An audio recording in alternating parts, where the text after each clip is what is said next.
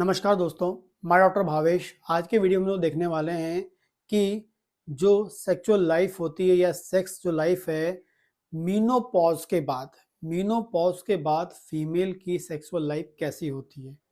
Menopause के बाद female की सेक्सुअल लाइफ कैसी होती है या उसकी सेक्सुअल लाइफ में क्या क्या बदलाव आते हैं, क्या चेंजेस होते हैं, क्या उसकी सेक्सुअल लाइफ कम हो जाती है या बढ़ जाती है या कोई अंतर नहीं आता है। ये कंप्लीटली हम इस वीडियो में देखने वाले हैं।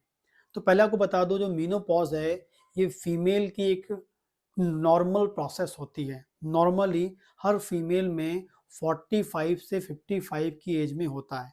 हर फीमेल में होना है 45 से 55 साल की एज के बीच में। ठीक है, कुछ लोगों को 45 साल में हो सकती है, कुछ को 50 में, कुछ को 55 में, अलग अलग एज में होती है। एक रेशियो बनाया गया है बुक के अकॉर्डिंग, मैं आपको बता रहा हूँ। तो इस 45 से 55 साल के जो बीच में जब मीनोपॉज आता है तो महिला में क्या होता है। जब मीनोपॉज आता है तो उनका जो यूट्रस है वो श्रिंक होने लगता है। यूट्रस कैसा होने लगता है? श्रिंक होने लगता है।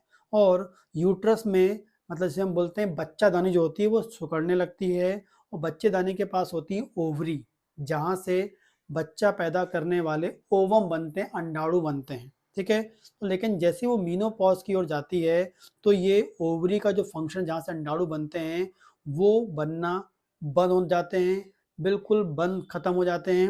और साथ में यूट्रस भी जो है सिकुड़ जाता है, छोटा सा हो जाता है, मतलब वो काम करना बंद कर देता है। जैसे ही वो काम करना बंद कर देता है तो उसमें निकलने वाले जो हार्मोन्स हैं वो भी चले जाते हैं। 45 साल से पहले, मतलब जब पहली बार आपका ब्लीडिंग आता है और मीनोपॉज में क्या होता है, ब्लीडिंग आपकी बंद हो जाती है। मीनोपॉज का मतलब होता है आपकी ब्लीडिंग बंद होने वाली, ब्लीडिंग बंद हो गई है।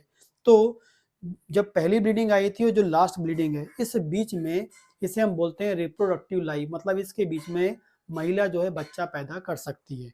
और जैसे ही उसकी ब्लीडिंग बंद हुई मतलब वो मीनोपॉज में चले गई, हम इसे बोलते हैं। लेकिन उस ब्लीडिंग को करने के लिए हार्मोन्स की आवश्यकता होती है। लेकिन जैसे ही मीनोपॉज होता है यूट्रस सिकुड़ने लगता है, ओवरी का काम करना बंद करने लगता है, जिस कारण से वहाँ पर दो इम्पॉर्टेंट जो हार्मोन होते हैं जिसका नाम होता है ईस्ट्रोजन एंड प्रोजेस्टेरोन, दोनों का लेवल कम हो जाता है, दोनों ना के बराबर बनते रहते हैं। ठीक है, लेकिन इसका सेक्सुअल लाइफ में क्या इफेक्ट आता है? बहुत सारे लोग को अलग अलग धारणा है कि भाई मीनोपॉज के बाद सेक्सुअल लाइफ खत्म हो जाती है। मैं आपको बता दूं, मीनोपॉज के बाद महिला की सेक्सुअल लाइफ में कोई बदलाव नहीं आता है। उसकी लाइफ में कभी भी जो सेक्सुअल एक्टिविटी है वो कभी भी खत्म नहीं होती है। उस मीनोपॉज में जो यूट्रस सिकुड़ गया, ओवरी काम करना बंद कर दी, ईस्ट्रोजन जो है, प्रोजेस्टेरोन जिसे हम एंड्रोजन भी बोलते हैं हार्मोन को, ये हार्मोन्स जो है इससे उसकी सेक्सुअल एक्टिविटी में कोई अंतर नहीं पड़ता है। क्योंकि जो उसकी जो सेक्सुअल एक्टिविटी है वो डिपेंड करती एंड्रोजन हार्मोन पे ही डिपेंड करती है। लेकिन वो एंड्रोजन हार्मोन उसकी बॉडी में और कहीं से निकलता है। वो कहाँ से निकलता है? ओवरी, सॉरी, जो किडनी है, किडनी के ऊपर एक ग्लैंड होती है जिसे हम बोलते हैं एड्रिनल ग्लैंड बोलते हैं। उस ग्लैंड से एक एंड्रोजन हार्मोन बहुत कम मात्रा में निकलता है, बहुत कम मात्रा में निकलता है। और वही एंड्रोजन जो होता है रिस्पॉन्सिबल होता है उसकी सेक्सुअल एक्टिविटी के लिए। और उसमें जो एक इंटरनली उसको मजबूत करता है वही हार्मोन, क्योंकि जो मेल में जो स्ट्रांगनेस होती है वो एंड्रोजन हार्मोन्स के कारण ही होती है। और वही जो एंड्रोजन हार्मोन है वो कहाँ निकल रहा है? फीमेल से निकलता है। और वो कहाँ से निकल रहा है? उसके एड्रिनल ग्लैंड से निकल रहा है, जो उसकी सेक्सुअल एक्टिविटी को मेंटेन करता है और सेक्सुअल लाइफ को बना के रखता है।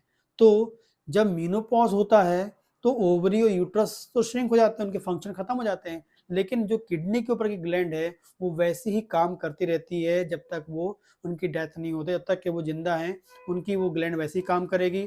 वैसे ही काम करेगी तो वैसे ही उनकी बॉडी में एंड्रोजन हार्मोन थोड़े मात्रा में बनता रहेगा और वो उनकी सेक्सुअल लाइफ को हमेशा मेंटेन करता है। तो जो उनकी सेक्सुअल एक्टिविटी है मीनोपॉज के बाद कभी भी कम नहीं होती है, हमेशा एक जैसी होती है, बिल्कुल मेंटेन रहती है। वहीं हम कंपेयर करें मेल से तो मेल में भी मीनोपॉज आता है, इसको मेल मीनोपॉज बोलते हैं, एंड्रोपॉज बोलते हैं। उनमें सेक्सुअल एक्टिविटी कम होने लगती है, लेकिन फीमेल में कभी कम नहीं होती है।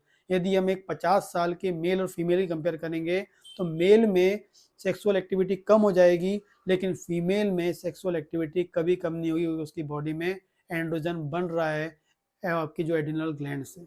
ये उनकी एक्टिविटी कभी कम नहीं होती है। ये भ्रांति से बिल्कुल दूर हो जाए, जो बुक में लिखा है बिल्कुल ऐसा ही लिखा हुआ है। ठीक है, आगे बात करते हैं। दूसरी, कई बार बहुत सारी फीमेल पेशेंट आती हैं और उन्हें एक प्रॉब्लम हो जाती है मीनोपॉज के बाद। ये प्रॉब्लम मिलती है, वेरी कॉमन होती है, ड्राइनेस ऑफ वेजाइना, वेजाइना में सूखापन। क्योंकि उस सूखेपन के कारण क्या हो सकता है, उनकी जो सेक्सुअल लाइफ है वो डिस्टर्ब होती है। सेक्सुअल लाइफ में क्या होता है, डिस्टर्बेंस इसलिए आता है क्योंकि उनकी वेजाइना में ड्राइनेस आ गया है। और ड्राइनेस का कारण क्या होता है, ईस्ट्रोजन। क्योंकि जो ईस्ट्रोजन उनकी ओवरी से बन रहा था वो क्या करता है, वेजाइना में एक नमी बना के रखता है। और जब कोई इंटरकोर्स होता है, मेल और महिला और पुरुष में रिलेशन होता है, तो वो जो नमी होती है वो इंटरकोर्स के दौरान किसी प्रकार का फ्रिक्शन पैदा नहीं करती है, सूखेपन से बचाती है। ठीक है, लेकिन due to deficiency of oestrogen, क्योंकि मीनोपॉज के कारण यूट्रस सिकुड़ गया है, ओवरी का फंक्शन खत्म हो गया है, उसमें ईस्ट्रोजन नहीं है, जिस कारण से ओवरी में सूखापन आता है। और ये सूखापन जो है ये सेक्स के दौरान दर्द पैदा कर सकता है, जलन पैदा कर सकता है, जलन और जो दर्द पैदा कर सकता है। इस कारण से उनकी सेक्सुअल लाइफ डिस्टर्ब हो सकती है, ना कि दूसरे कारण से। नॉर्मली उनकी बॉडी में डिज़ायर तो है, इच्छा तो है, लेकिन वो डरती हैं क्योंकि उनको वहाँ पर ड्राइनेस मिलती रहती है और उनको वहाँ पर दर्द होता रहता है। तो ये मेनोपॉज के बाद ये 2 चेंज होते हैं, ओवरी कम हो रही है, यूट्रस कम हो रहा है, लेकिन ड्राइनेस मिलता है, लेकिन सेक्सुअल डिज़ायर, जो सेक्स की करने की जो अंतर इच्छा होती है वो कभी ख़त्म नहीं होती, वो हमेशा एक जैसी होती है। अब ये जो ड्राइनेस हुई है, इसको नेचुरली ठीक करने के लिए आप क्या कर सकते हैं, दिन में रोज़ाना 10 सोयाबीन के दाने पानी में फुलो के खा सकते हैं।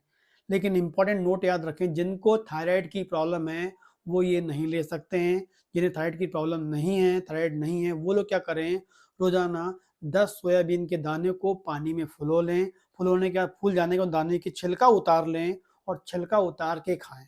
छिलका सहित नहीं खाना है, छिलका उतार के खाएंगे तो रिसर्च में बताया गया है कि इस सोयाबीन में नेचुरली बहुत कम मात्रा में ईस्ट्रोजन होता है, नेचुरल ईस्ट्रोजन होता है।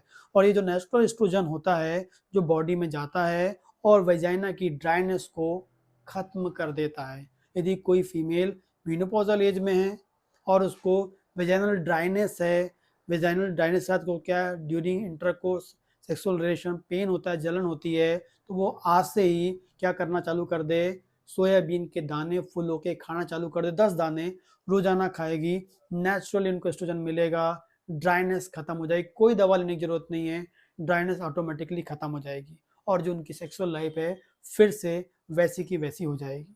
तो मीनोपॉज के बाद सेक्सुअल डिजायर कभी खत्म नहीं होती है, सिर्फ और सिर्फ वेजाइनल ड्राइनेस आती है। और इस वेजाइनल ड्राइनेस को आप नेचुरली ठीक कर सकते हैं। सोयाबीन के दाने को पानी में फुलो के रोजाना 10 लेने हैं, छिलका उतार के आपको खाना रहेगा। ये करते हैं आप तो आपकी लाइफ बिल्कुल वैसी की वैसी बनी रहती है, कोई प्रॉब्लम आपको नहीं आएगी। इसके अलावा कोई क्वेश्चन हो तो आप मुझे कमेंट कर सकते हैं। ऑनलाइन कंसल्टेशन चाहते हैं तो मुझे आप अपॉइंटमेंट लेके बात कर सकते हैं। नमस्कार।